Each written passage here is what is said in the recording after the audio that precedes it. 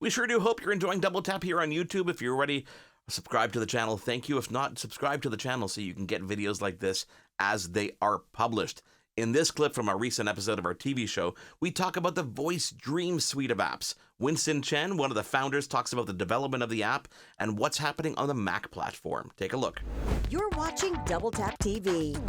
Back here on Double Tap TV, thank you guys for sticking with us. We are talking all about reading this week, or at least listening to books in some way, shape, or form. I am Mark Aflalo, Stephen Scott. Stephen, we talked about one app so far. Oh, well, now to a whole suite of apps aimed at reading online, scanning documents, even writing documents as well. Voice Dream Apps has actually been around for a good few years now and offers a range of options. And developer Winston Chen has joined me over the years on my various podcasts and radio shows to talk about the development. Last time we talked, Winston was creating a Mac version of his Voice Dream Reader app. So today we're going to find out how that development has gone and if other apps in his series are in development for that platform too. Winston Chen, great to have you back here on Double Tap TV. For those who don't know about your apps, maybe tell us a little bit about them first. Sure. So VoiceStream has three products, but the main product is that's been around for more than 10 years now, is VoiceStream Reader. It is a text-to-speech reading system that helps primarily people who are visually impaired and people who have dyslexia. So, i.e., any folks who have trouble or who have trouble reading by sight visually, we're people who prefer to listen rather than reading visually.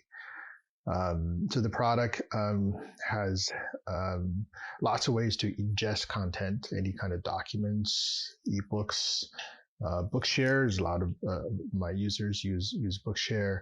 Lots of different ways to get content in, and also a lot of different controls to configure the reading experience, whether it's entirely audio or some combination of audio and visual. So lots of dials and controls so that no matter what your reading preferences are, you can probably find a configuration that best suits your needs. So that's VoiceStream Reader. It was, I think, since last time we spoke, the big news is that last year in 2021, it was awarded with Apple Design Award, which was fantastic. Really, I think maybe I was just trying to not psych myself out. I said, oh, no big deal. But when it was announced that VoiceStream Reader had won that, it meant a lot to me. Yeah, tell us about that. That must have been a pretty amazing feeling. Like I said, I was trying to maybe not psych myself out. And my wife was in the room with me when they dropped the video to make the announcement. And I just jumped up. I just jumped out of my chair. And I would not have predicted that reaction from me, but now my wife has the whole thing on video. Yeah, we'd love to see that. Many people will know your apps for the iPhone, but last time we spoke, you were in the throes of creating a Mac desktop version of the hugely popular VoiceStream Reader app, and you referred to it as a difficult birth.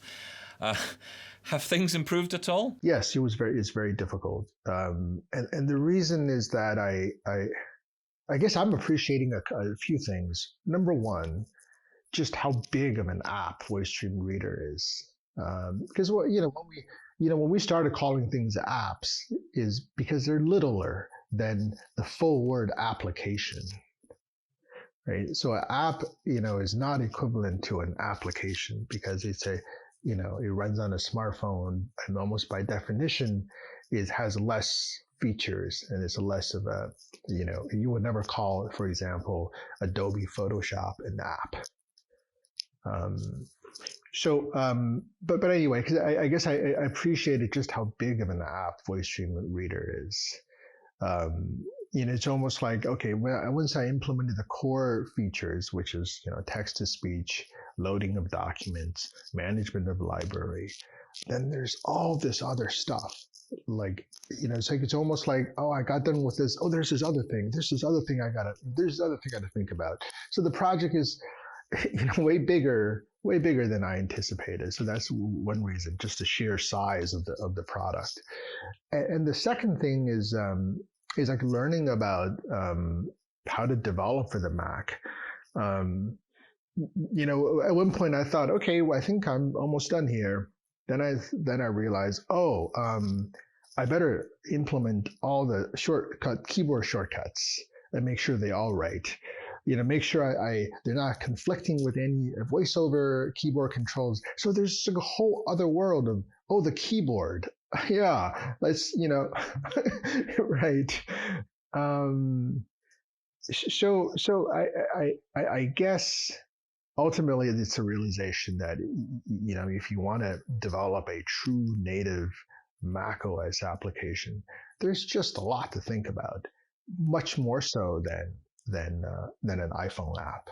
So with the launch of the VoiceStream Reader now all done, what about other apps like VoiceStream Writer? Are you planning to bring that to the Mac too? And can you share any developments you might be working on already? The basic features is the basic premise is not going to be very different, just like Reader for iOS versus Reader for Mac OS.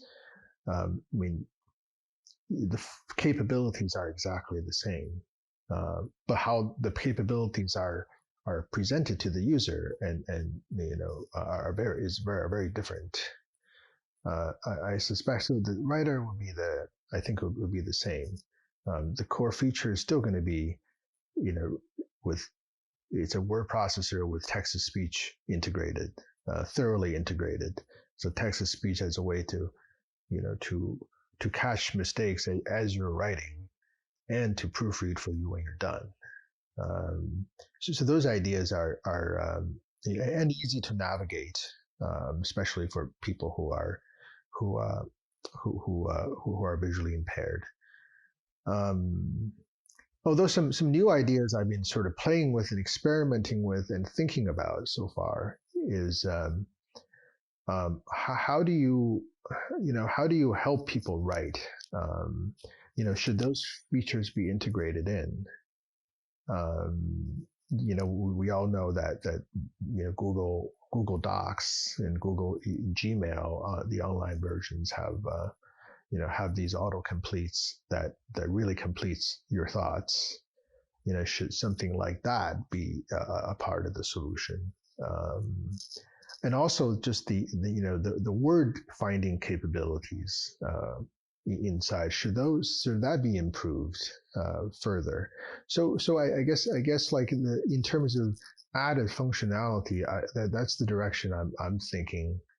Is how do you provide tools at your fingertips as you're writing, so that that helps you write, in addition to integrated text to speech.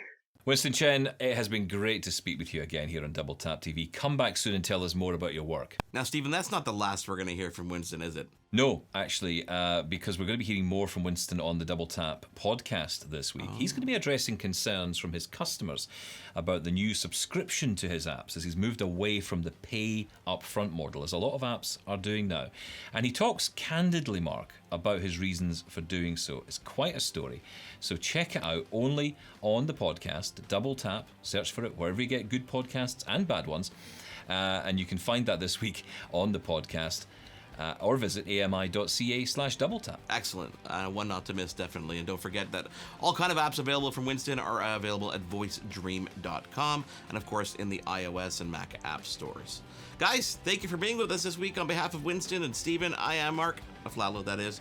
Thank you for being with us on this episode of Double Tap TV. We will catch you again next week. Thanks for watching Double Tap. Send us your feedback to feedback@doubletaponair.com. Leave us a voicemail at 1-877-803-4567. Hosted by Mark Aflalo in Montreal and Stephen Scott in Glasgow. Producer Mark Aflalo. Editing and graphics Jordan Steves. Voiceover Anna Vicino. Social media Wendy Kaufman. Integrated Described Video Specialist M. Williams. Supervising Producer Michelle Dudas. Manager Programming AMI TV Lizanne Gagne. Director of Production Kara Nye. VP Content Development and Programming John Melville. President and CEO David Arrington. Copyright 2022 Accessible Media Inc. Thanks for watching. Don't forget to subscribe to the channel if you're not already subscribed, and tune in to Double Tap TV every week on AMI TV.